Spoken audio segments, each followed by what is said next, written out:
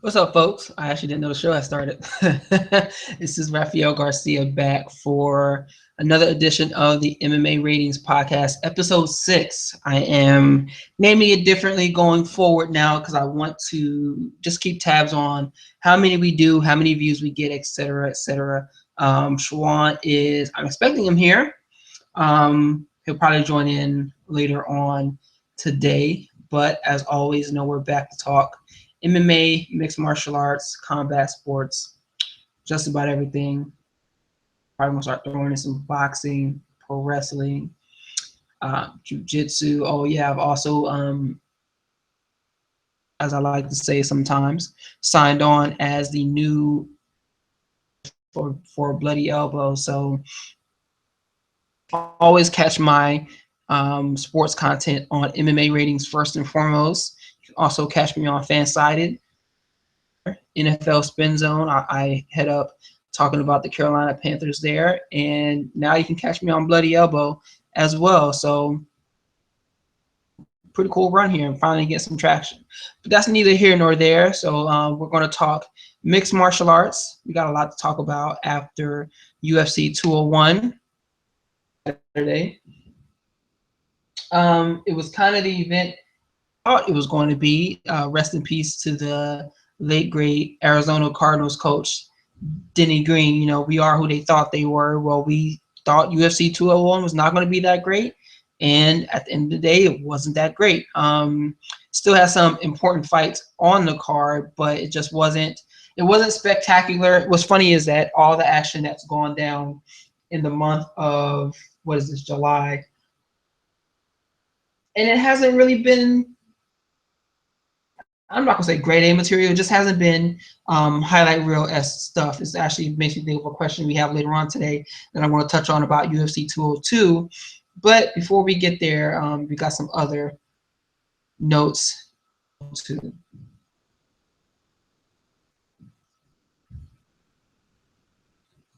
First thing we're going to be talking about tonight is UFC 201 because it was the most recent show.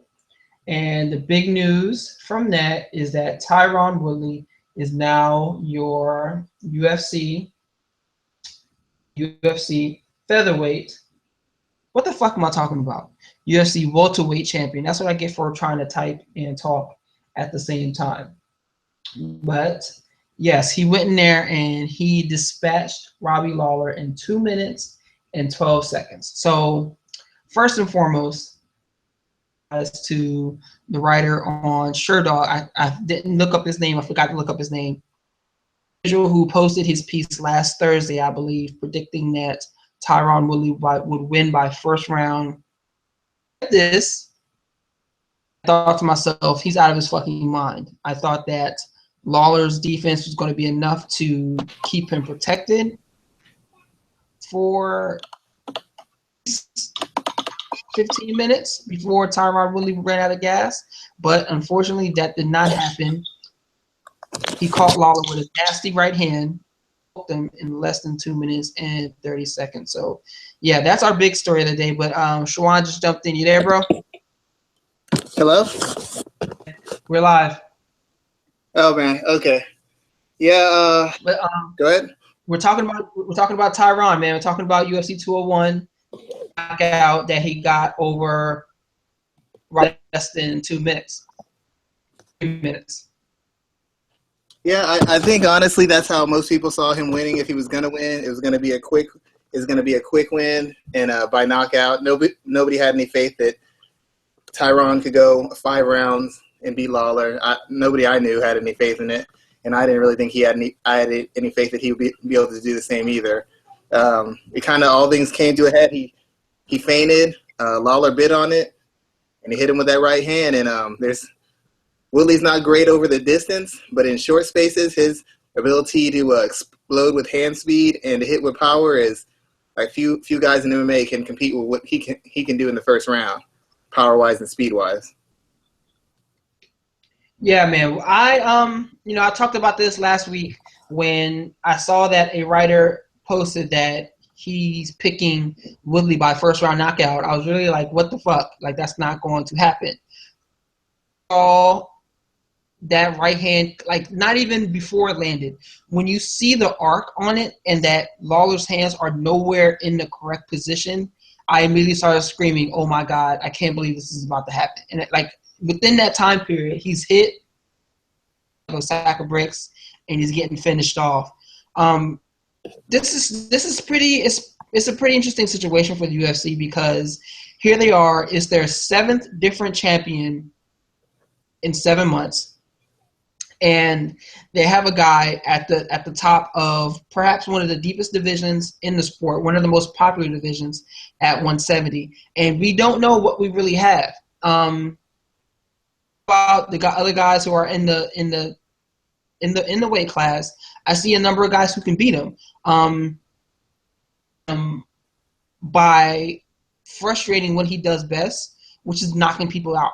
Like if you look at all of his wins, they come by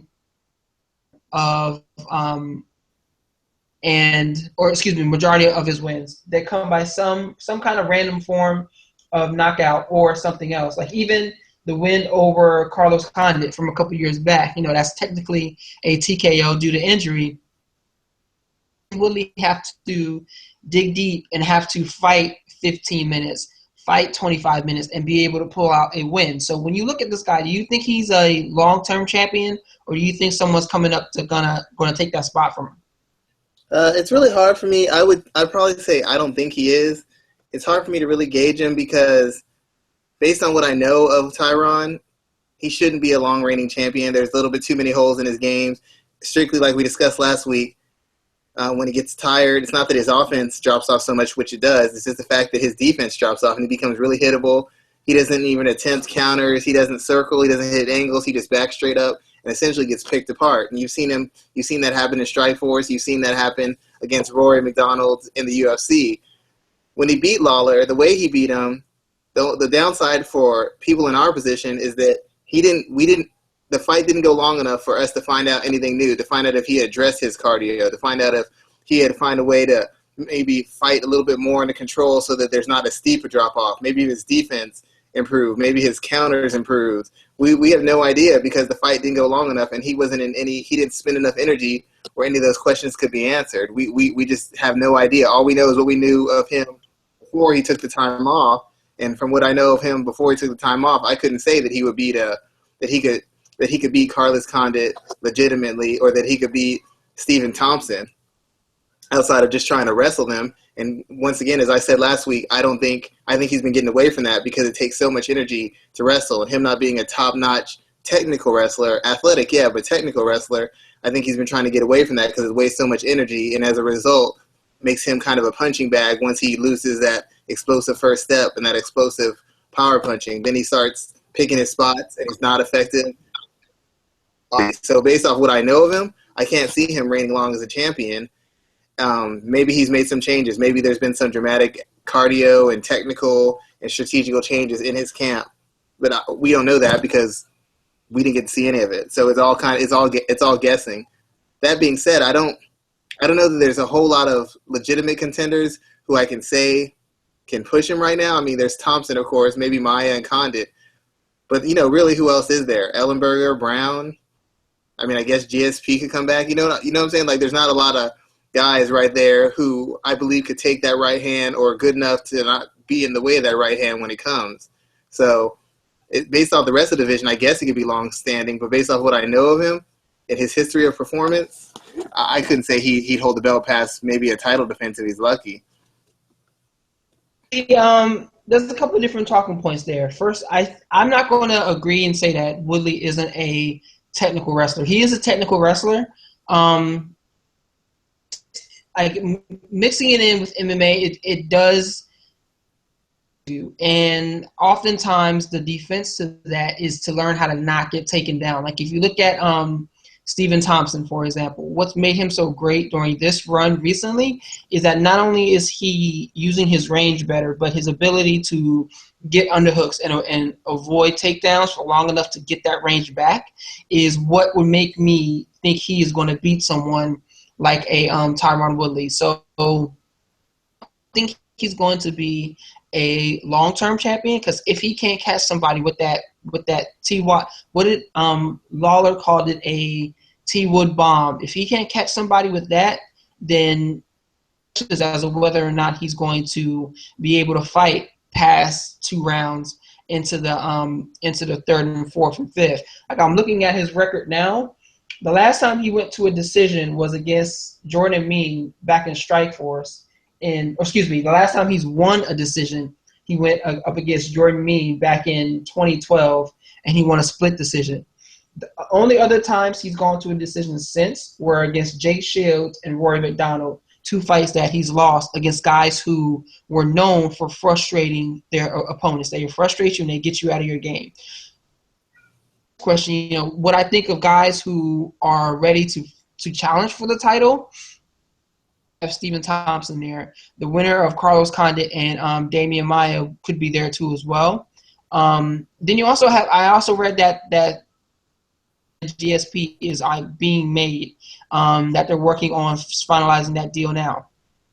I think about all 4 of those guys, and they are very well versed at getting someone outside of their game, getting them into a game where their skills are negated. So any one of those 4 guys may be championed by the end of 2016, early 2017, and I don't think Woodley would be able to beat anyone of that group. Yeah. I mean, like I said, his whole, even though he's always argued and complained that, people say that I gas and I don't, the fact of the matter is he does. And as good as he's been technically, the thing is I don't see a lot of layers to his game. On the stand-up, it's some education, there's some craft, but a lot of it is dependent on him being fresh and him being dynamic and him being explosive. As far as his wrestling, I don't mean to say that he's not technical at all, but I've seen a lot of other guys in MMA who seem to have different layers to their takedowns. There's a lot of variations. They chain takedown attempts together. I haven't really seen that with him, and I've seen guys who aren't really good wrestlers who get into the second and third round, and they're stuffing him. They're sprawling him out. He's having to really fight for takedowns against guys who get taken down by high-end wrestlers. Against Paul Daly. Paul Daly defended a lot of takedowns. Rory McDonald defended a lot of takedowns. I've very rarely seen fights where he just cleanly took someone down and controlled them all fight long, or just throwing them left and right at will. I've seen Daniel Cormier do that. I've seen John Jones do that. I've even seen GSP do that. I can't remember the fight where Tyrone Woodley took somebody down. He was just handling them, wrestling them up, pinning them, throwing them all around, controlling them left and right. I've never seen that fight. I've seen Dominic Cruz do it. I've seen Demetrius Johnson do it. I've never seen Tyrone Woodley do it. So I'm sure he is a good wrestler. I don't know enough to say that he's terrible. I'm just saying I haven't seen the variation in his takedowns and the control that would make him a world-class wrestler to me, would make wrestling a go-to guaranteed way of winning for him. I think all the guys you mentioned do have a way of beating him. I think he's got a lot of holes, but like I said, getting through that first round, like they used to say, Mike Tyson is only a 3 or 2 round fighter, but getting through those first 2 rounds is a problem, and it's not easy. And if a guy like Lawler is getting dropped, and Carlos Condit fought him, he knocked Carlos Condit around too. Most guys can't take that kind of shot. It's just a matter, can you get through that first round of explosiveness and dynamic offense? Then you can start talking, but until then, that's a big order for a lot of people. A lot of guys haven't made it through that first round with him. Yeah, I can definitely agree with some of your. That brings me to the next point that I wanted to talk about. What's next for Robbie Lawler? Back into the title hunt? Do you think he gets back there quickly? Like, what's next for that guy? I don't know how you could get him back quickly. I mean, it's kind of like the Jose Aldo thing. I mean, he got hit with one shot and it was over. So it'd be hard to have an immediate rematch. It was back and forth. You could kind of see that. If it was even competitive, you could kind of see that. But there was no late fight dramatics. It wasn't like a round of the year. It was basically one hit and it was a wrap. That was it. We didn't really see Lawler test him in any real area. So it's hard to justify getting Lawler back in there. I'd assume if he wants to keep fighting, he probably has to fight at least 1 or 2 fights to get back in the position, because once again, Lawler's not a draw either. He's not the kind of guy who makes the UFC money. He's not the kind of guy that makes Woodley money. If he was, then Woodley would rematch him. When Weidman beat up Silva, and that fight wasn't really competitive, he wanted the rematch immediately because fighting Silva brings back top-notch money. Holly Holm knocked out Ronda Rousey. It wasn't even close. She wanted a rematch because it brings money. Lawler isn't that kind of fighter. So he's probably going to have to win 2, maybe 3 fights before he's even considered to be in contention because he's not a draw. And the way he lost demands that he puts 2 or 3 good wins together over good competition. Beating Jake Ellenberger, if he fights him again, wouldn't do it. Beating a Matt Brown wouldn't do it. I don't think beating a Kelvin Gastelum would do it. It'd have to be somebody with some name, a cachet, and somebody who's kind of on a streak right now. Beating a Stephen Thompson might get him a title fight, or Damian Maia, maybe a Carlos Condit, but all those guys want title shots, and they're not going to risk it against somebody like Robbie Lawler. I guess whoever loses out of Condit and Maia might, but he's going to have to put at least two fights, minimum of 2. I'm thinking about 3 fights before he has a chance. He would be able to beat someone like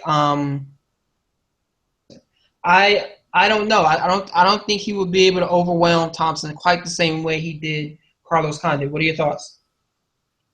Well, the thing about Thompson is that karate style. A lot of people downplay that TMA style. It's the timing. Most guys aren't used to working at that range and working with guys who can kick as fast as you can punch and have those kind of setups and entries and exits. They're not familiar with it. Robbie Lawler hasn't fought a guy with that kind of skill set who attacks in that manner. I don't know that he's in position where he could effectively counter it consistently. All the counters that he does are based off of Thai boxing, kickboxing, and boxing. Those don't always work against karate-based attacks. And if timing and speed are an issue with him, and that was an issue against Woodley, or getting beat on a feint is an issue against Woodley, I mean, Thompson's better at feints than Woodley. He's quicker a foot than Woodley. I'd say he's got quicker hands than Woodley, and he's a sharper, accurate puncher, and he can do it for 5 rounds. So if you do MMA math, technically speaking, you should say Thompson's a really bad matchup for Lawler. But if Lawler could beat him, that would put him back in the driver's seat for a rematch. But Thompson's really just a bad match. He's a strategical bad matchup for most guys because most guys aren't comfortable putting pressure on a guy, and they're not comfortable putting pressure on a guy who's constantly hitting them in between their shots and skipping out of range and sidestepping and angling out on them. When they can't get their hands on him consistently, a lot of guys start slowing down, and that's when he picks up steam and starts putting shots together. And that seems like that would work against Robbie Lawler. I don't know that it would, but at this stage, I think it would. Okay, I can go with that. Should the UFC be concerned about all of these title changes back and forth? Like I said, this is the 7th new champion in 7 months. So should they be concerned? You know, Demetrius Johnson is the longest reigning champion. Joanna Jędrzejczyk is next. So do you really think that this is an issue, or is it just like a times? It's probably a sign of the time, but I really think they should be concerned. Any sport, whether it's basketball, football, baseball, nobody minds when guys can turn it around and be contenders and challenge for a title or be in contention for a title. The problem is when you don't have a dominant champion. The NFL is best when you have a team that's, if they're not winning Super Bowls, they're in the Super Bowl or right close to it. You want to have 1 or 2 teams that dominate. Same thing with the Sweet Six, the March Madness. Even though everybody likes to see the upsets, when it comes down to it, people want to see a consistent, dominant, well-known champion or top-notch program constantly competing in the final. That's what gets the large ratings. Those Cinderella teams don't cut it. And the thing about it is you can't build around somebody if the title is constantly switching. Is it exciting? Sure. At least initially it's exciting because you never know what's going to happen. But after a certain point, it's hard to build a brand. It's hard to move a division in a certain direction because every other month the title is switching hands. How do you get behind a champion? How can you support a champion and build a champion if you don't know that they're going to be able to keep the title past 1 defense? That's the same thing that goes for men and women. You can't get behind a champion like that. You can't build that brand. You can't have crossover media. You can't have them on all the sports shows and the talk shows because 3 months from now, you're going to have another person on all the sports shows and talk shows because this guy lost the title. It's really hard to, in every sport, especially combat sports, need a guy who can rise above the rest of the division and stand out. And right now, we have a bunch of divisions where nobody can stand out because nobody has successfully put a defense together. Everybody's losing and losing spectacularly, like losing in a way that makes you wonder, like, how is this person even champion? You know, Rockhold lost that way. It's like, you're supposed to be the best. And you got mopped up by Michael Bisping. Robert Lawler's supposed to be the best. One shot, KO. Miesha Tate was supposed to be the best. She got finished in the first round. You know, it's like it's these fights that aren't leaving anything to the imagination, not leaving any question. It's making the person losing it look very bad and look inferior to the person who's won it. And then the next week it happens. The next month it happens again. It's hard to get behind anybody. It's hard to build anybody, and that's a problem for a sport that's dependent on transcendent stars and transcendent fighters. You can't have that if it's constantly going from different team to different person to different person. That just doesn't work.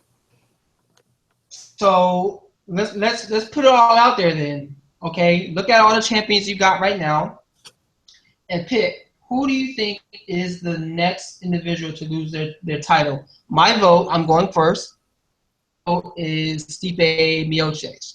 But who do you think is most vulnerable to losing their belt next? Most vulnerable? Well, it's not going to be Bisping. He's fighting Henderson. If that happens, oh my God, that's just terrible. I probably, huh? I was just saying, could you imagine that? But man, yeah, I would probably say, I think Nunes would probably be a good pick because I think Valentina can beat her already. I'm pretty sure Valentina can beat her, and I think Julia Pena, she could get through the first round, could beat her. Anybody who can get through the first round with Amanda Nunes, I think can beat her. Okay. I mean, I'll take that. She just has that cardio issue, and just to explain a little bit further, in multiple fights, she's jumped out to huge leads and either gassed and gotten taken out by Zingano, or when she fought Valentina, she beat her within an inch of her life for the first round, and then it was a little bit more competitive in the second round. In the third round, if Valentina throws a couple more punches and is a little bit more aggressive, she stops her. She's gasping, holding on, throwing loaded up bombs, off balance, just getting worn out after. I mean, you shouldn't get that tired from dominating someone. And she got gassed, essentially scoring a 10-8 round. That's not a good sign. That's not a good sign to me. So anybody who can extend her past a certain point, her gas starts going, her whole attack is based off of power, explosiveness. Once she's kind of like a female Woodley. Once she starts losing that first step, everything falls apart. Once that falls apart, she's got nothing for you except toughness and heart. And that'll get you beat against a fresh, well-conditioned opponent who knows how to extend themselves and handle their cardio. So I think she's the most vulnerable person because she has the most clear path to victory. Her opponents have the most clear path to victory against her. Just get past the first round, make her work a pace, and then once she starts slowing down, run her into the ground. Just run her ass into the ground, and it's a wrap. I can agree with that. So I'll go with Miocic, and you went with Nunes. So okay, so we'll have to on who is the most. Raphael, I just want to ask you one question. Like, why do you think it's Miocic? Like, is there something you've seen in him that makes him look particularly vulnerable? I think that's more of the heavyweight curse. And see, I'm kind of being foolish here right now, but I think that this is more of the heavyweight curse. He's fighting in Cleveland, and yeah, I just think that something will happen. This is not me being technical or anything like that. This is just me being me. Something will happen and he'll lose and he'll drop the belt. Okay. I was just kind of curious because I had talked to some of his coaches and about some of when he fought Verdum. Like, I predicted that shot. Like, actually, like about 10 minutes before the fight came, I said he's going to hit the counter right. That's going to be it. And I didn't really see a whole lot of weaknesses. I don't think he's exceptional or anything, but I think he's good enough where, especially with these older guys who aren't what they used to be, it's hard for me to pick against them. But you're right about the heavyweight curse. That's a tough division to be in if you're trying to be any sort of dominant champion at all, because all they've had is guys get injured and guys fall off and then come back. And, you know, it's been since Frank Mir was champion. You've had injuries, accidents, guys not making weight, just all sorts of ridiculousness. So I can co-sign on that heavyweight curse because it's a very real thing in the UFC. Since we're talking about champions, let's talk about another one in Joanna Jędrzejczyk. It looks like her next contender is Carolina Kowalskiewicz. Not sure if I'm saying her name right, but I think you are. And I want to applaud you for doing that because I'm just going to call her KK or Carolina because I can't do it. Good. I'll take any win I can get.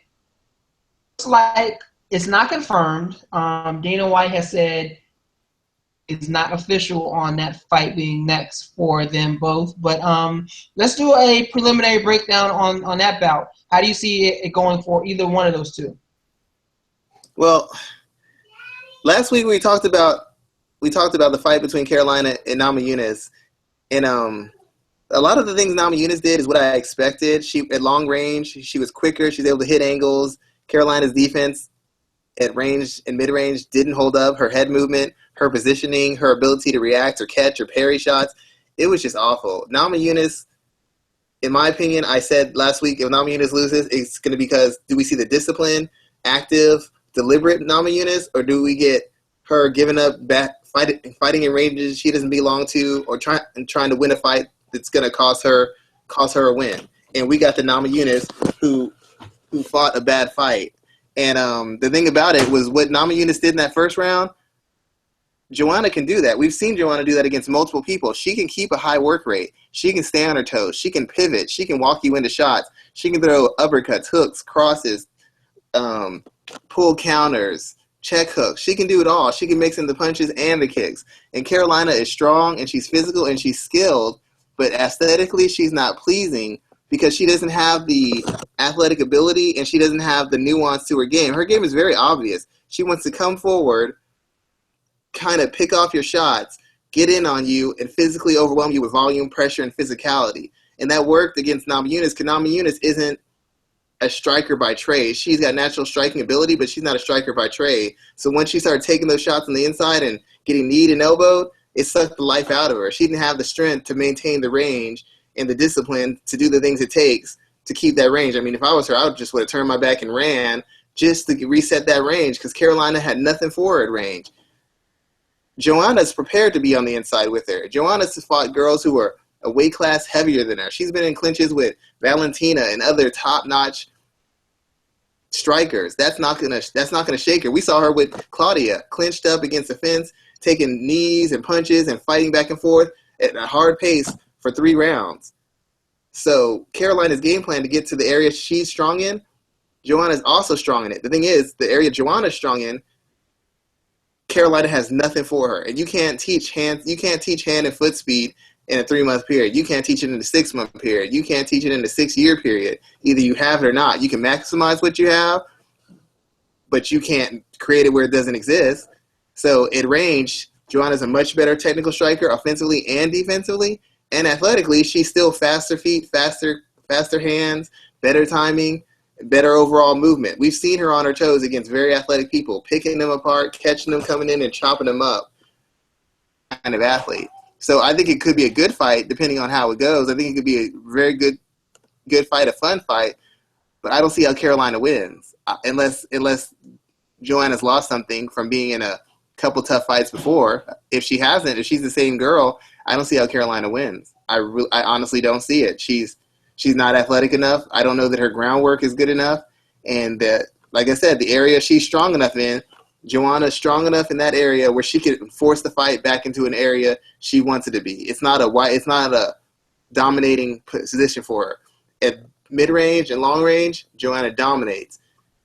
Carolina usually dominates on the inside, but Joanna's good enough and tough enough that she can hang with her. So even in her best position, it's 50-50. That is not a good matchup. Are literally 100-0 for your opponent, who's also the champion. So if you're picking Joanna to win again and defend her belt for what will be the 4th time, I believe, what do you like? Do you find any, belief in the idea that she's going to eventually go up to flyweight when that division is offered in the UFC and be a division champion? Do you think that's something that she'll be able to do? Do you think she'll be the first woman to hold 2 belts? Like, how do you think about recently made, I believe, this week? I believe that if they did it, she'd have the potential to. because even though I think her power is a little bit overrated, she's still the hardest hitter in the division, and it's not even close. I mean, there's nobody else who hits like she does. There's nobody else who keeps the pace that she does, and there's nobody who's shown the ability to absorb a grinding, grappling attack and take punishment like she has. None of them been able to. So it's hard for me to think of another girl who, A, has the technical skills and the pedigree as far as the striking, and B, has the physical skills and ability as far as durability, physical strength, being able to recover from bad positions, and be able to fight at a hard, tough pace. We haven't seen any of the other girls actually perform at all three levels like that. When Namajunas fought Esparza and she fought a grinding fight, she got finished. When she fought Carolina and fought a grinding fight, she got finished. When Paige Van Zandt was getting bullied, she ended up getting finished. When the JoJo Calderwood got had a lack of athleticism, cost her a fight, she got submitted, and she's been beaten up before based off athleticism. I mean, all the potential contenders that Joanna has at this weight or the next weight have shown strategic and technical and physical holes that she's more than well capable of taking advantage of. And unlike a lot of people who just take it as a fight, I don't think she's evil, like she wishes harm on her opponents, but she takes it personally. She's a good sports person as a whole, but she takes these fights personally. She wants to make a point. She wants to put a stamp on them. She wants to separate herself from the pack. Something a lot of fighters don't have. They all want to compete. They all change when they get in the cage, but some of them have that extra level of competitive meanness to them. Jordan had it. John Jones has it. Joanna has it. Other fighters are very gifted and they can win a lot. They might even be champions, but they don't have that in them. Robbie Lawler had it. I don't know that Tyrone Woodley has it. I don't know that GSP always has it. And I don't know that all the other girls in the division have it, because I haven't seen that from them in the lead up to fights or in fights themselves. So I think she's very capable of winning 2 belts. And to be honest, she knows how to work social media. And I hate to say this is going to make me sound sexist, but she is attractive. That does help her sell. And she has an exciting fight style. And she knows how to play to people. She talks trash. She stares people down. She showboats in fights. It's like a perfect package. And they could do worse than have a 2-division champion who acts and fights like she does. Okay, yeah, I can definitely get with that idea. I believe she does have the potential to be that first women's 2-division champion, 3rd ever in UFC history. So I think it's a storyline worth. I'm pretty interested in seeing what happens going forward. Let's move on to the next topic here, and let's talk about other guys from UFC 201. You know, you had Jake Ellenberger get a win over Matt Brown.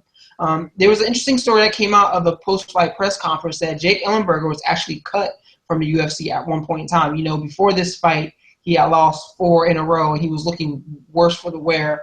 So what's next for both of these guys? You know, I don't think either one of them has a place in the top 10, maybe not even the top 15 of the division. But do you think that this 175 or 170 group has passed them by, and will we see them in somewhere like Bellator or World Series of Fighting in the near future? I think so. Last time when we talked about the fights last week, I thought Brown would win because I felt like his pressure, his aggression would be enough to overwhelm Ellenberger. And I still think that could have happened. The thing about it is Brown's had one weakness, and he's terrible taking shots to the body. I can't count how many guys have dropped him a body shot. Dropped him to the point where he's like curling up and barely able to come back.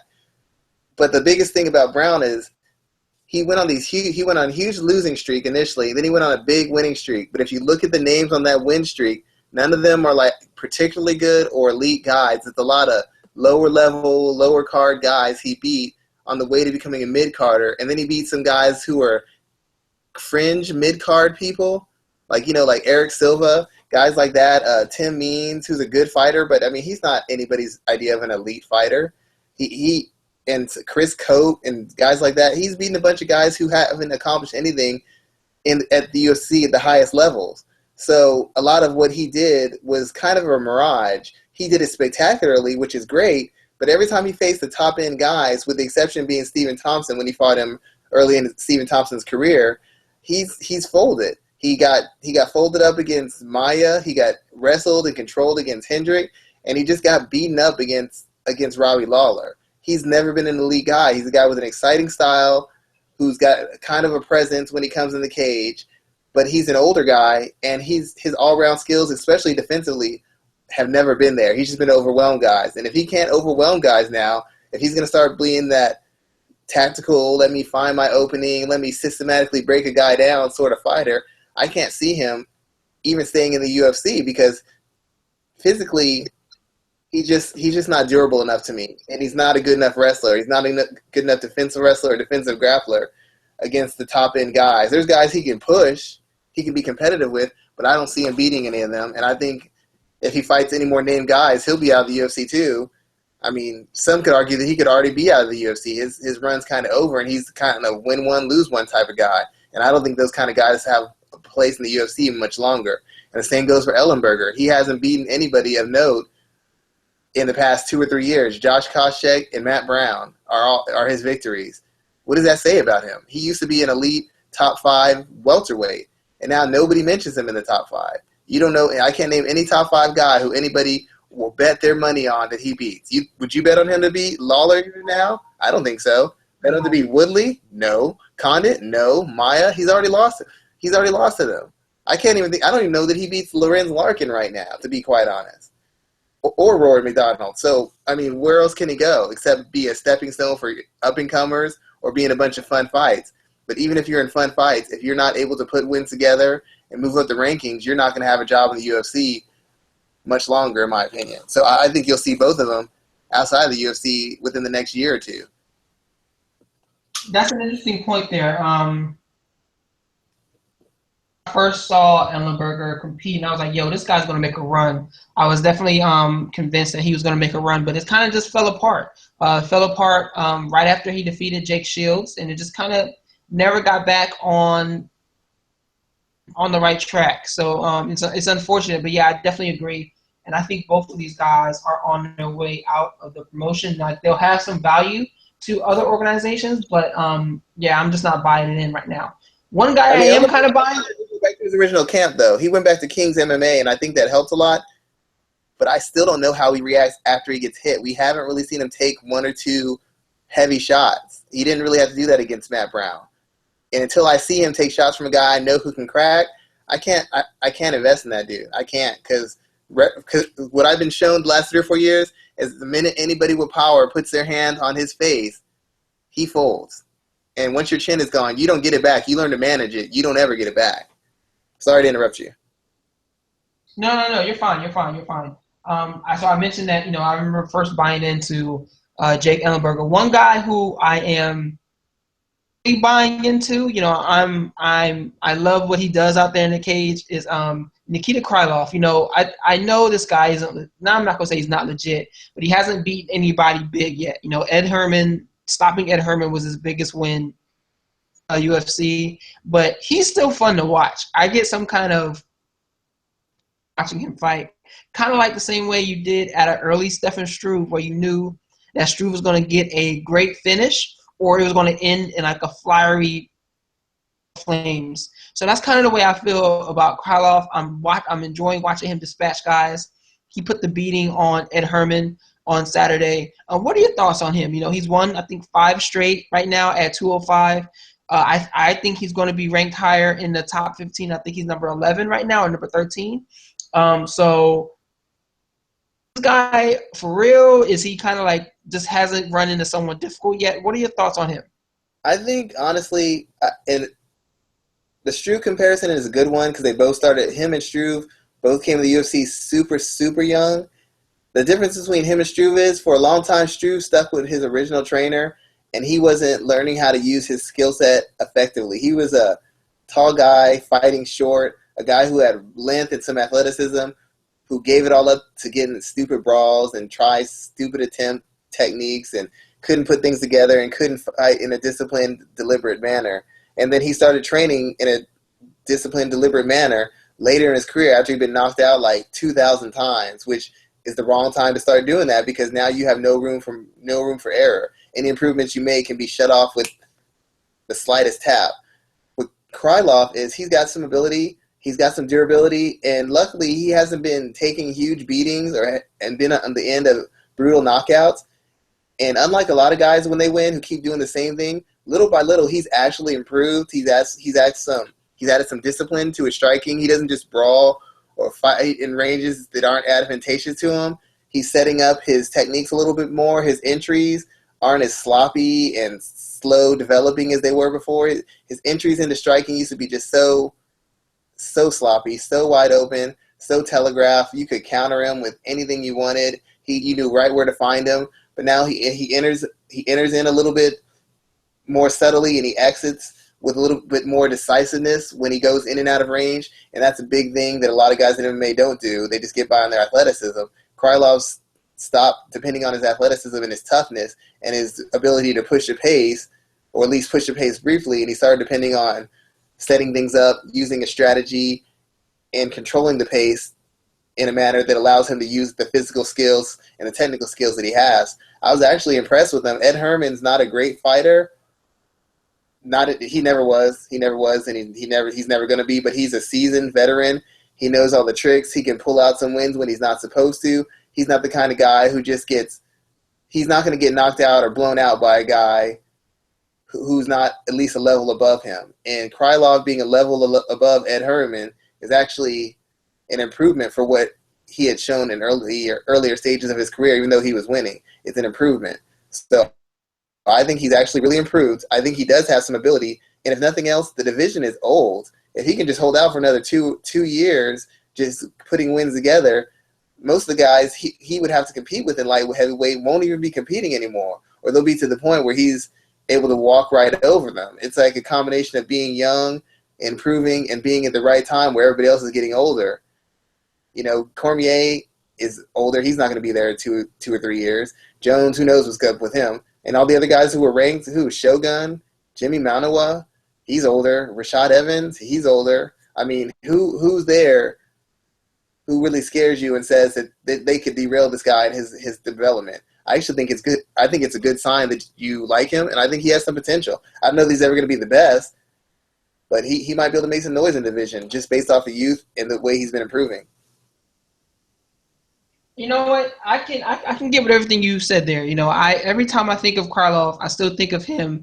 I don't know if you remember what his fighter picture used to be, but his original nickname was Al Capone. I think he's changed that since then. But his original fight picture was him in like a gangster fedora with some UFC gloves on before he was even in the UFC. So it was kind of funny. People used to laugh and joke about him. But now, look at what he's doing. He's put on quite a run since he's joined the promotion. Even those 2 losses that he had, P again, I think he has a chance of beating him. So, there's a lot of different questions. Yeah, he has gotten better. OSP is plateaued technically. He hasn't gotten better since he left Strikeforce. He's the same fighter. He's just a much, much better athlete than most people. But technically, OSP's there to be taken. And if Krylov could handle that athleticism, I think he might at this stage, he probably could beat him. OSP hasn't looked good technically in years. Anybody's telling you is lying. I wouldn't mind seeing that fight again because I think that Krylov can take that win. I'm interested in seeing what's next for him. But, right now, I'm kind of tempering my excitement, quote unquote, over him right now. But I'm definitely, I look forward to seeing him anytime he steps into the octagon. Yeah, he's a good fight. It's never a boring fight. I'll give him that much. So let's continue talking about the card from Saturday. Just 2 other names I want to throw out there. Jorge Masvidal and Wilson Hayes. 2 other guys who got some good wins on Saturday. When I think about Masvidal, I really wish he would go back down to 155.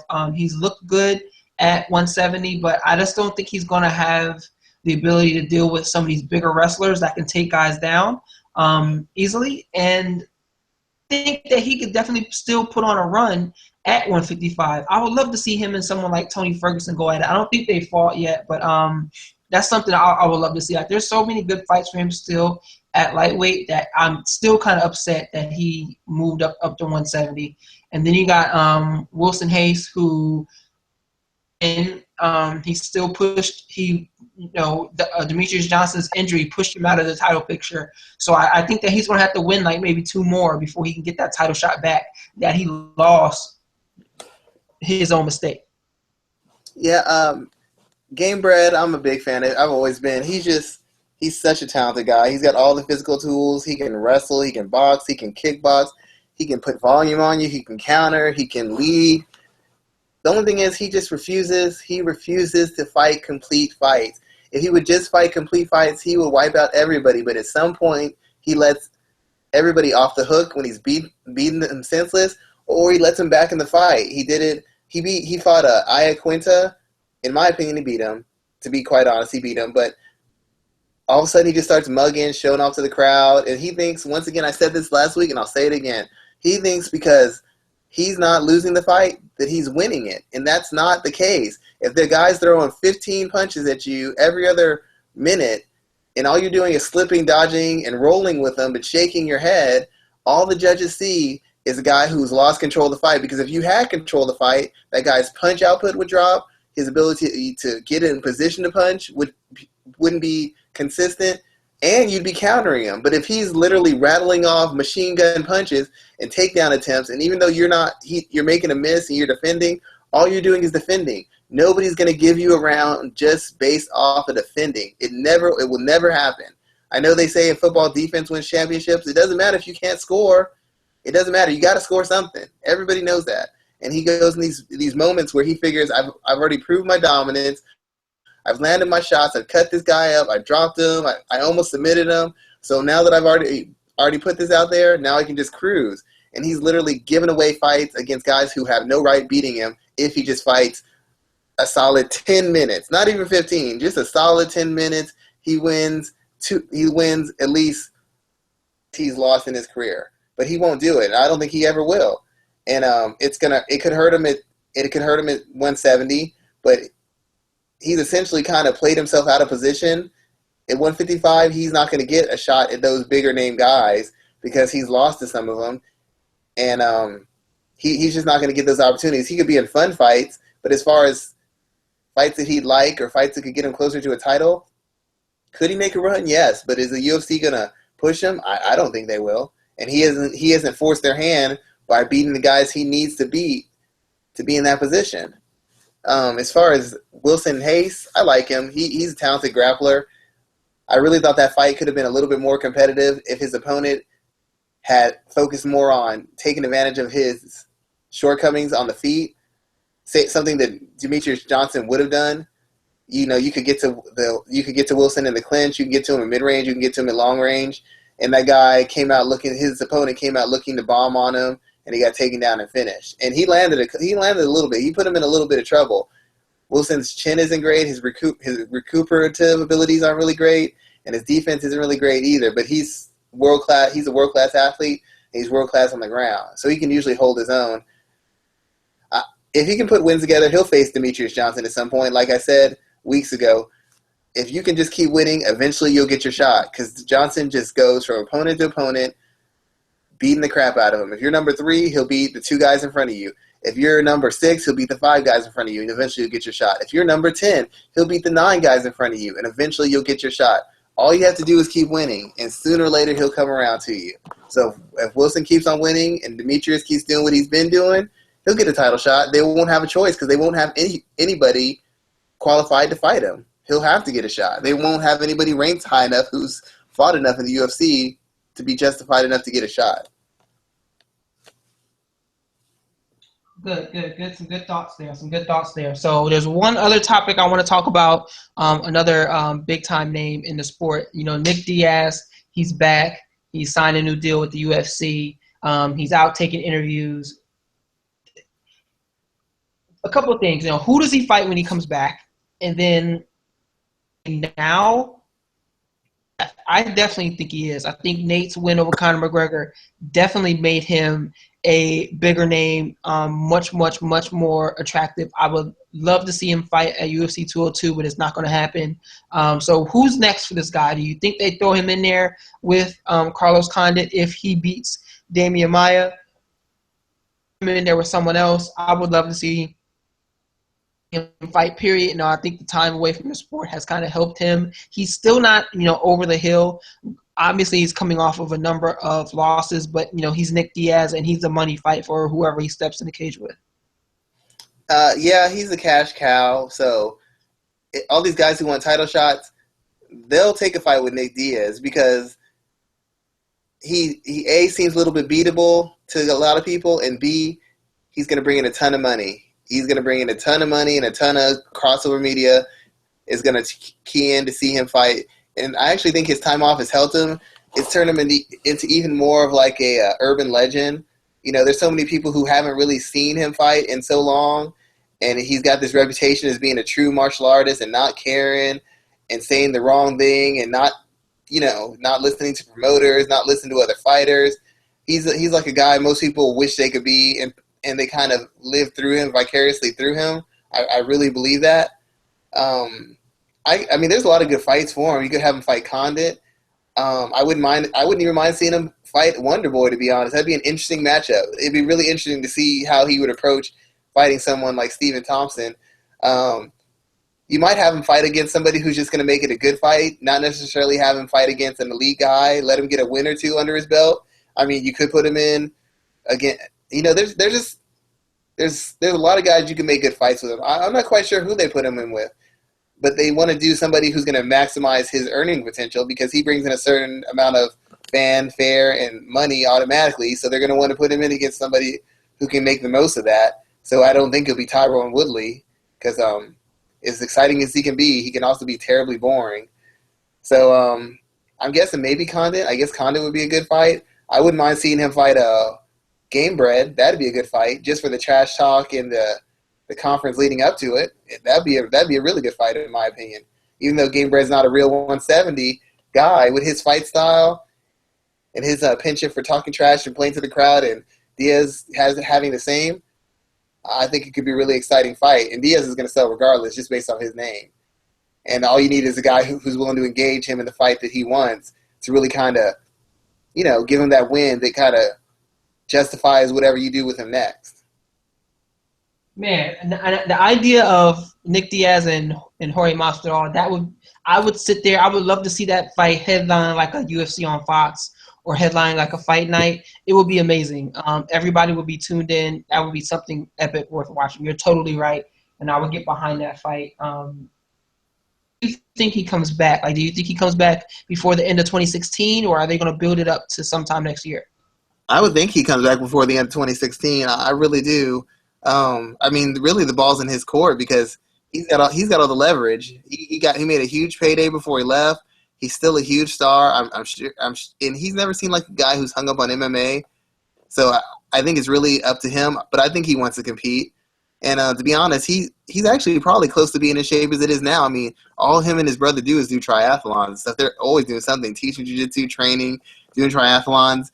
They're actually probably the two best conditioned athletes, and they're pretty much always, like they say, if you're going to say you're the best fighter, you should be ready to go at a moment's notice. They call you 2 weeks out, 3 weeks out, 1 week out. You should be in shape enough to perform if you have to. So I think he's close enough in shape to perform, but I definitely think they want to get him, I don't know about 202, maybe 203 or 204. I mean, Nick Diaz doesn't need a lot of build-up. He just really doesn't. He's the kind of guy who gives the kind of interviews and has the kind of star power where no build-up is necessary. He's at that Conor McGregor, Ronda Rousey level in a lot of ways. You don't have to build a fight for him. Just like now, Nate Diaz, you don't have to build a fight for him. Give him 2 weeks. Let him have 2 press conferences. Everybody will be interested in seeing what he says and what he does. Definitely some good points that you brought up there. Let's look forward to UFC Fight Night 92. The whole lot to get excited about for this card. I'm definitely looking forward to the main event, though. I am a Bruce Leroy fan.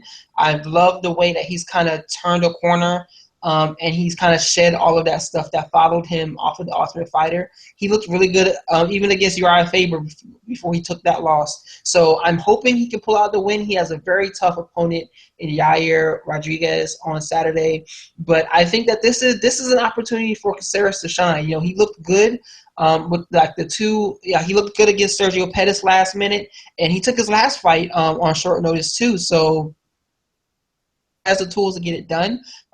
Full camp behind him, and I'm looking forward. I'm hoping he pulls out the win on Saturday. Is he still with the MMA lab, I'm assuming? I think so. Because I wasn't quite sure. I think going with them really helped him out a lot. He seemed to be a really undisciplined and frenetic kind of fighter. Didn't have a lot of cage awareness, and I think Vincent Henderson and John Crouch, if I'm correct saying his name, they really helped calm him down and helped him work on the finer points of the game, because he's always had athleticism. He's always had that kind of style where he could do those kicks and counters and control distance and get in on and off angles, in and out effectively. But he just was so inconsistent. He'd do it for 30 seconds and then fall apart, or to attempt a stupid strike, or lose his focus and get blasted by a counter shot or something of that nature. They just made his game more comprehensive by putting all the tools together and making him have a deliberate focus in what he's trying to do and where he's trying to attack and how he's going to dictate the pace of a fight. That's what I think is the biggest difference. Technically, I can't say I've seen a whole lot of difference from him. Maybe a little bit sharper, maybe a little bit more crisper, a little bit more precision. But the problem in fighting Rodriguez is a lot of the things that Caceres does are based on that kind of TMA long stance he has. You get the kicks that aren't very telegraphed. People aren't used to the kind of kicking combinations and setups he uses. But Rodriguez has a very strong TMA background himself, so he does a lot of the stuff that Caceres does. Like, a lot of stuff that Caceres gets away with because of his athleticism and because people aren't used to dealing with those range of kicks and those setups and those entries and exits. Rodriguez is going to be used to them because that's what he does too. Only difference is he does them at a much higher rate and with a little bit more horsepower behind them. He's a very dynamic striker, very explosive athlete. The advantage Caceres has is Caceres seems to be a little bit more comprehensive and deliberate, and Yair Rodriguez is, in my opinion, a little bit too wild still. He's a big highlight reel fighter, and he gives guys a lot of openings, but you have to be a certain caliber of athlete, and you have to have a certain awareness and discipline to take advantage of those openings to the point where you can beat him. Nobody's been able to do it as of yet, but people have been able to put him in some bad spots as a result of the chances he takes. I would like to see Caceres win because it'd be good for his career, and he's a guy who's kind of done the work to get back in the good graces and earn the spot he's in. I'm just not too sure that he can get it done against a younger, more explosive, harder hitting, and more athletically dynamic version of himself in a lot of ways. I don't know that he can beat that guy. He's a little bit more seasoned, but you know, a lot of the guys he's beaten recently haven't been on his level athletically. He's had a huge athletic advantage. He's had a huge stylistic advantage. Cole Miller is not nobody's athlete. He's not a big hitter. He's not a really durable guy either. So now he's going from that to facing a guy in Rodriguez who's a top-end athlete, who's got very good kicks, very good striking, very good power, very good wrestling, especially in regards to escapes and getting back to your feet or defending takedowns, and a guy who's got a very good mastery of distance, and he's a guy who's been facing top-end athletes, and he's been laying them out left and right. Top-end athletes, seasoned guys, tough guys, and he's been giving them all the business. So I'll probably have to go with Rodriguez. I mean, he'll give Caceres openings. He'll give him opportunities to win, but I don't know that Caceres can maximize them enough. I haven't seen it. I haven't seen it against that caliber athlete or that caliber of fighter yet. Talk about what this win would do for either man. On one side, you know, you have Caceres, who's been around for a little while. Both guys are on some pretty good streaks here. The bantamweight division is kind of wide open. Other than TJ Dillashaw, you have obviously Uriah Faber up there. You have so many guys that are near the top, but no one's really like chancing for them to get a title shot. You have John Lineker up there. You have Demetrius Johnson talking about going back to 135. Who, if for both guys, if they get a win, what does this do for them? I think this puts them probably like 2-2, maybe 3 at most fights outside of title contention. Just because how that group is built, I think the UFC is still trying to lean on too much star power at the top first. But when bring either one of these two guys to getting a shot at the belt. I was just curious, are they at bantamweight or are they at featherweight? I think this is the bantamweight fight. I could have sworn Caceres was a was a featherweight. Maybe I'm remembering that wrong. But because I thought he went down and came back up. I thought he went down to 135 and then came and then. You know what? I think we may be both wrong. No, I think it's a featherweight. This fight may be a featherweight fight. Yeah. It's a featherweight fight. I remember I've been talking to somebody about potential matchups for Caceres, and Pettis was moving down to featherweight, and that was one of the fights I had offered him up. But as far as featherweight, if Caceres wins this, it's really the same effect for both guys, because both guys have been beating a certain caliber of athlete, all guys who are good fighters, all guys who are comparable, who have good legitimate skills and have wins in the UFC, but they haven't had a win over a guy. In Yair Rodriguez's case, he hasn't had a win over a guy who's got multiple wins in the UFC, who's actually kind of a guy who you could gauge yourself off of, because he's performed over an extended period of time, which Caceres has. Win or lose, he's been in the UFC for a while, and he's beaten some good guys, and even when he's lost, he's put on some good performances.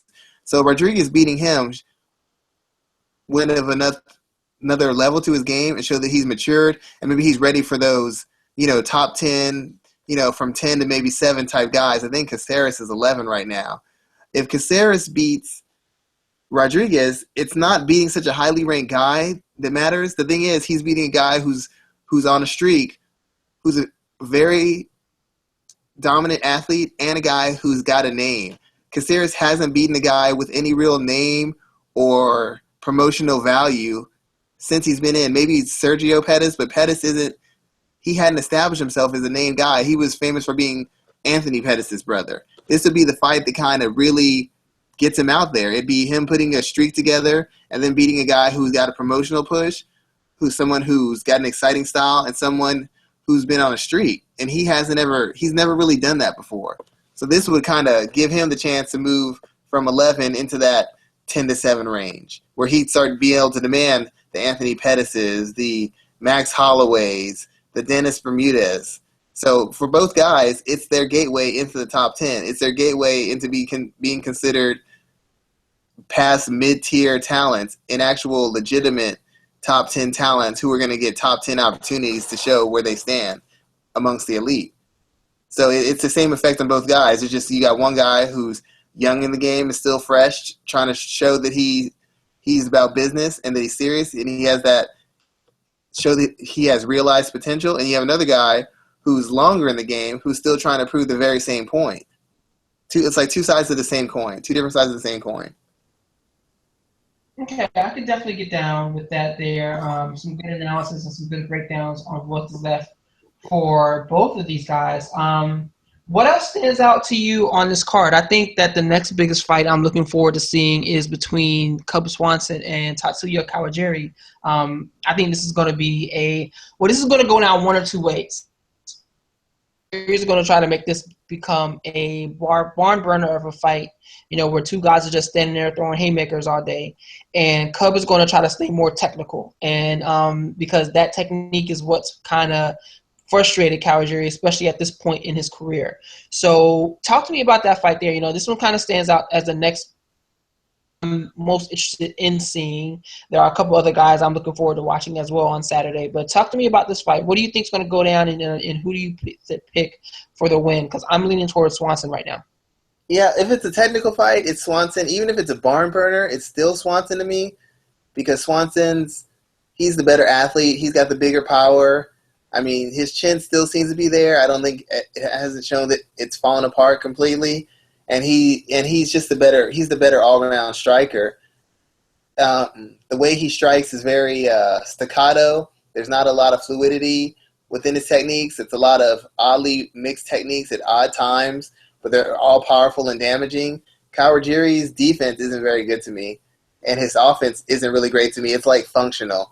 If he's to win, I would think he'd try to maybe get an exchange with Swanson and then take him down and essentially just pound him out or control him and grind him out on the ground. I don't see how he could stand with him on the feet with any sort of success or any sort of consistency. I think if he gets in any sort of extended striking exchange, he's going to lose and lose badly. And if he can't clearly dominate Swanson on the ground, because Swanson is usually pretty good about scrambling and defending takedowns and punishing guys when they try takedowns on him.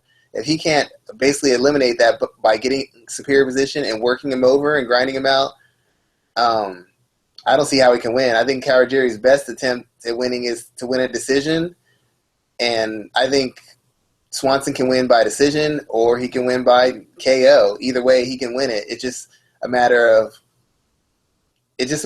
what Kawajiri gives him. I think at this stage, Kawajiri is a bit older. He's not as explosive as he used to be. I don't think he's as durable as he used to be. He's still pretty strong. He's still pretty solid on the ground, but his takedowns aren't nearly as explosive, and he's not able to do as much as easily as he used to when he used to get his hands on guys. When he used to get his hands on guys, you weren't going anywhere. Now, guys have defended his takedowns and countered him a little bit. They've gotten back up repeatedly. So I think this is actually a good fight for Swanson because it's going to test, his cardio. It's going to test his wrestling, which has been an issue in the past when guys have been able to really impose their will on him. He's kind of broken down a little bit, and it's going to show us whether he's prepared to make that ascent back up the featherweight division ladder again. Because at one point he was considered the uncrowned king, and then he had those two very bad losses to Holloway and Edgar, and he went tumbling down, and now he's in the rebuilding phase, trying to kind of find out who Cub Swanson is and where he ranks in the division right now. Oh, I kind of zoned out there for a second, but so I talk way too much. Because that's not even your fault. Like it kind of just shows like the whole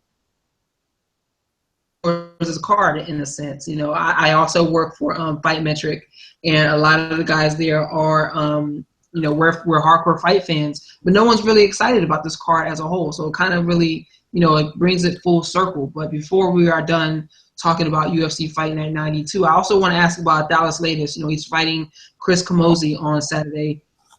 And, looking at how Camozzi has done against submission fighters, I would pick him to lose this fight via submission. But talk about Dallas Latest. Is he someone that we should think of as a fringe contender? He's been on quite a run since he came back to the UFC. He hasn't quite reached that top 4, top 5 echelon point yet. But is this a showcase type fight for him, or is Camozzi going to be a tough out?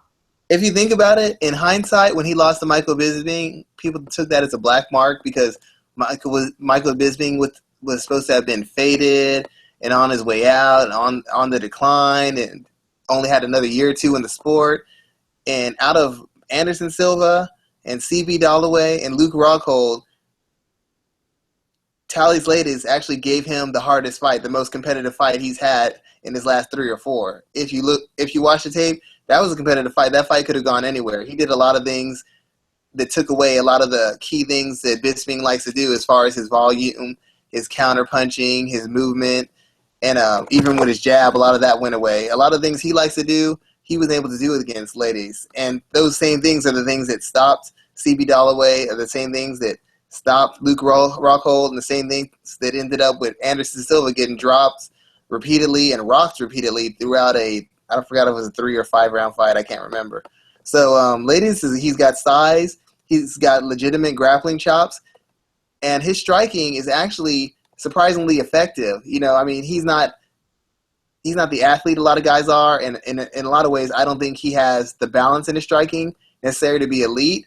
But he's very effective with it. He's very deliberate. He's patient. And he's not undisciplined in how he approaches fights. I think he should run over Camozzi. Camozzi is like a guy who really isn't a UFC level type guy. He's a big, strong, athletic, physical guy who's great at regional promotions, but who's never been a guy who's been able to put wins together in the UFC. Not really. Not against anybody of note. Everybody he's won against or really looked good against is the guy who probably shouldn't be in the UFC themselves. And every time he's faced a guy who's a legitimate name, he's gotten worked over every single time. So I expect Laties to win. I expect him to look good doing it. And if for some reason he loses, that tells me more about Leites than it tells me about Camozzi, because I already know what Camozzi is, and I know what he's about. And I'm not saying he's a bad fighter. I'm not saying he can't fight. I'm not saying he doesn't have athleticism. I'm not saying that his wins aren't legitimate. I'm not saying that at all. I'm saying he's a certain caliber fighter. And once you start, if you lose to a guy like a Camozzi, all that does is tell me that you're no longer the fighter I thought you were. And I don't want to hear a bad day, I wasn't trained, I wasn't focused. You don't lose to that caliber fighter. And once you start losing to that caliber fighter, you need to start, re-examining what you're trying to do, how you're training, or where you see yourself in MMA, because it's clearly out of line with reality. There's guys you can lose. That's why I always tell fighters, you should fight the biggest name and the highest ranked guy you can. You lose when Uriah Faber loses to Dominic Cruz. Cruz beats everybody. When you lose to a John Jones beats everybody. You lose to Cain Velasquez beats everybody. You lose to Misha Tate that beats everybody. People like that, it doesn't hurt you that badly because they have a history of performing at a high level and beating the best of the best.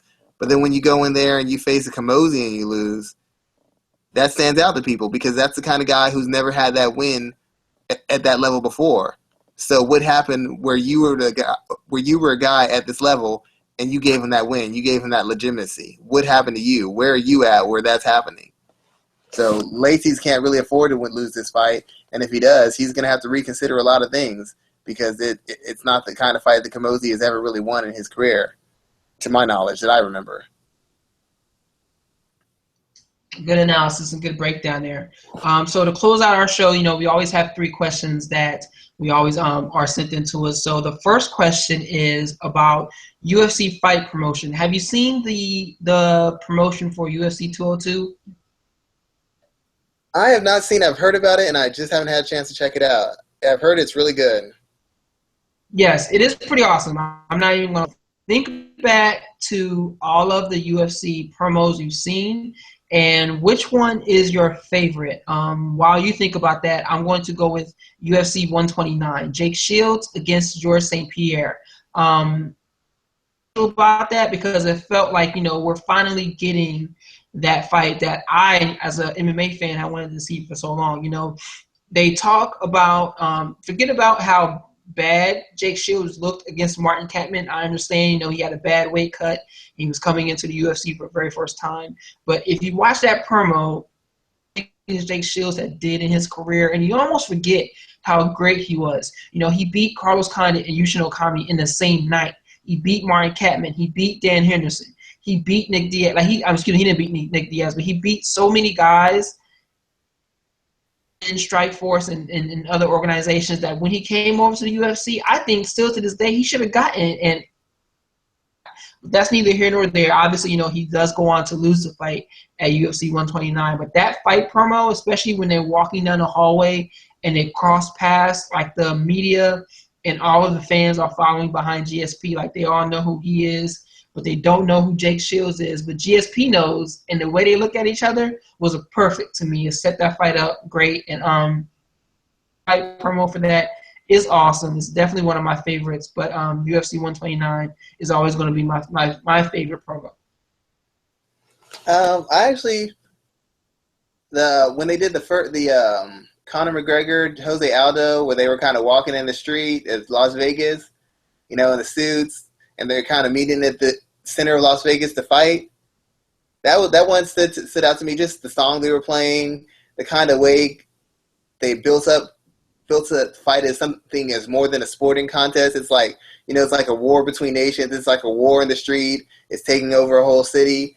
That was one of the reasons it was my favorite. The second reason it was my favorite was because it was a male version of a fight promo they did in Strikeforce when Misha Tate and Ronda Rousey first fought, because they literally did the same promo. The only difference is it was with girls, and then this one is with guys. Like the same general setup, 2 people walking in suits, 2 people walking in dresses, and it's like they're going to get in this street fight, and the next thing in their cage. And it was kind of interesting. That I always liked it for that personal reason, because it's like it was such a good idea that they had to use it again. And that was just me.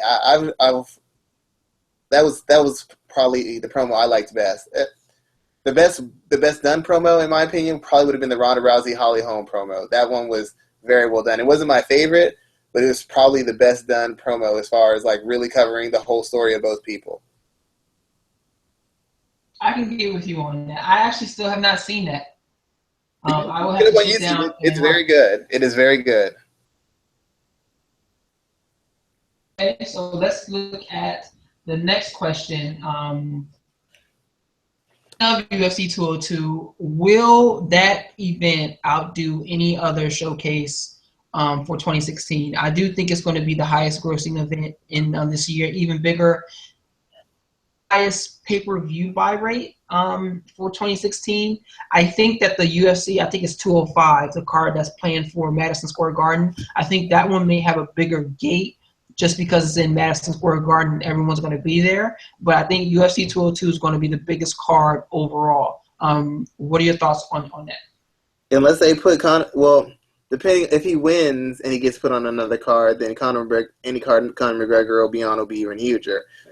But as it stands right now, this is going to be the biggest card, and it shouldn't even be close. I can't think of another matchup that has two guys who have as much crossover appeal and as much appeal to hardcore fans than these two. I mean, they could really put on a terrible card except for Diaz and McGregor, and it would still probably do over 1 million buys, probably 1.5 million, just based on that one fight alone. And I don't know anybody else they have who has an outside fan base and draws as much money as either one of those guys. So I'm just gonna bet on this one and think that nothing else comes close. Even the Madison Square Garden one, unless they get Conor McGregor on it again, because when he fights, it's like when Ronda Rousey fights. It's just you can't compare anything else to it. The next biggest star is such a drop off from them. So if it's not Conor McGregor Jose Aldo rematch in New York, nothing else is gonna outsell this one. Good breakdown there. So let's talk about one last question there. Have you seen these the potential changes to the MMA unified rules that are going to go into effect in 2017? I've heard about them. I'm still reading them all. I don't know. I don't think the rules are the problem, to be honest. There's a lot of changes. They made changes to the scoring criteria. A lot of people have complained about. They also made changes to of a down fighter. So, for example, a ground fighter is defined as any part of the body other than hands and feet on the mat. So now, to be grounded, a fighter has to have 4 points of contact to the mat. 2 hands, 2 feet, 2 elbows. Like there has to be 4 points of ground, four points of contact on the ground before they're considered a ground fighter. So now, if I have one hand down and I'm trying to defend with the other hand, you can still knee to the head, which is a drastic change. Extended fingers too. Fighters have to have, if they're going to have their hands open, they have to have their fingers extended instead of forward, which is they're trying to prevent eye pokes, which are female clothing is different now. No longer are they allowed to wear the tank tops, but they're like short sleeve. So no tops or anything like that, because we've seen some clothing issues in the past. But the 10-8 round one is a very big one because it's more liberal, and it's not just about my understanding. It's going to be easier to get a 10-8 round now than it would be in the past. Obviously, every state has to adopt these rule changes, but this is pretty important, especially when it's coming along as this sport grows. There are some pluses and minuses to this situation, but just going off the top, what are some of your thoughts about some of those changes? I don't know. I mean, the change with the scoring, the issue isn't the rules. It's just the judges. I mean, I don't see how you can't tell a 10-8 round. It's pretty obvious. I would be more happy if they found a way to get judges to score round draws more often than 10-8 rounds, because there's more 10-10 rounds than there are 10-8 rounds that I legitimately see every card, But I mean, it's kind of one of those things you have to wait and see how it goes, because we could say, it sounds really good, and then you see it in action, and then the next year they got to make another change. All these rules have to be tried out in a trial period to see how they turn out at the highest levels, because if it starts affecting the quality or we have even more issues, they're not going to want to mess with their money, and it's going to have to be changed again. The clothing rule change, I'm not really a fan of telling people how they should wear, what style they should wear, but I guess given the last problems, I guess they don't have much of a choice. But I mean, it kind of sucks for some women who rather not wear a rash guard. They just rather not wear that. So now the choice has been taken out of their hand. They have no choice. They have to wear a certain kind of outfit just to compete now, whereas the guys really don't. The guys still have the freedom to wear whatever they want, to be quite honest. I mean, nothing changes for them. It only affects women, and I can't imagine some women are really going to be cool with it, because some women just don't like wearing that outfit. But I really have to see how it goes. I'd have to actually see it in action a little bit. The points being when you're down on the ground, or how that counts, that's a game changer, though. That's a real big game changer, because a lot of guys get off the hook by putting one hand down, and they can kind of chase takedowns, or they can rest and stall in certain positions. And now that's all going away. You're either going to be taking a beating, or you're going to be having to give up position to get on all fours so that you stop taking a beating. You're going to have to make a hard decision. If you're not a good defensive grappler, you might have just cost yourself a submission loss. And if you're not an explosive wrestler or takedown kind of guy, and you get stuck in that in between, you're just going to get beat senseless chasing that takedown. So it changes up a lot of guys' strategy, and it's going to change up a lot of guys' the techniques they use and the approach they take in fights based on their strengths and weaknesses around that in those specific instances. Yeah, I definitely think it's going to be an interesting change to the sport if it is fully, again, this, I just think it's something that we're going to have to wait and see. We already don't have to wait until, you never know, some things may change between then. So, with that in mind, let everybody know where they can find you, Schwan. Talking about MMA, talking about sports in general. Let everybody know where they can find you and where they can keep up with all of your content. As of right now, I'm just on Twitter. I'm probably gonna start trying to knock some stuff out on the MMA Ratings site, just to kind of give some people a different avenue to reach me at. And of course, you find me every week on this show. Side note, for those who think I just live in this bubble, or this show isn't as real as other shows, I actually made a comment a couple weeks ago about Sage Northcutt and about how fighters make excuses, get on my nerves. And I had 2 fighters who I actually had worked with call me because they thought I was talking about them when I made that insinuation. So if you have any doubt about the reaching effects of us being on the show, or that I just say whatever I want to say because I know nobody's going to get back to me, I say certain things, and people from people's camps or fighters directly tweet me, email me, and they got problems with my assessment of their fighter or my assessment of their coaching. So when you're getting stuff from me and Raphael, you're getting our direct opinion, regardless of how it's going to impact us in other aspects or phases of the industry or of our lives, because we want to give y'all what we really think and how we really see things. So when you see me on Twitter, I'm just saying what I think. I'm saying what I see. I don't care if the fighter doesn't like it. I don't care if his team doesn't like it. I don't care if his coach doesn't like it. They can prove it differently by winning the fight, or they can call me and contact me, and we can straighten it out, and we can have an intelligent discussion about strategy, technique, physical abilities, and all that stuff. But I just wanted to verify to y'all that, I'm trying to find ways to let y'all get in contact with me more, and whatever you ask me, whatever I discuss is going to be my opinion, and it's going to be based on facts and what I see. It's not going to be any sort of catering or pandering to anybody, whether it's a fighter I like or a fighter I can't stand. Giving props where they're due, giving criticism where it's due too. And if they want to prove me wrong, they can prove me wrong. The problem is they usually can't prove me wrong because I know what I'm talking about, as does Raphael. Man, good stuff. We'll definitely see what happens in the future if we bring some of these guys on the show to talk with you. But it's definitely been fun having you on the show. You definitely have some good feedback and some good insight on these fights. As for myself, you can always find me at rgarcia sports. rgarcia_sports on Twitter. I write for MMA Ratings, Fansided, NFL Spin Zone, and I'm the new grappling editor for Bloody Elbow. So, I'm doing my thing. Also, I have another podcast that's launching on Sunday. Hey, congratulations, Raphael. Congratulations on that. Definitely appreciate that. That's going to be an interesting and fun ride. But as always, come back every Wednesday or Thursday if we have to switch it for the MMA Ratings Podcast. This is episode 6. You can find the past episodes on MMARatings.net, or you can catch us on YouTube at MMA Ratings. You can also follow us on Twitter and Instagram. But thanks for another show, and we will be back next week to talk more about this great sport. Have a great night, everybody. Have a great night, guys. Thank you again.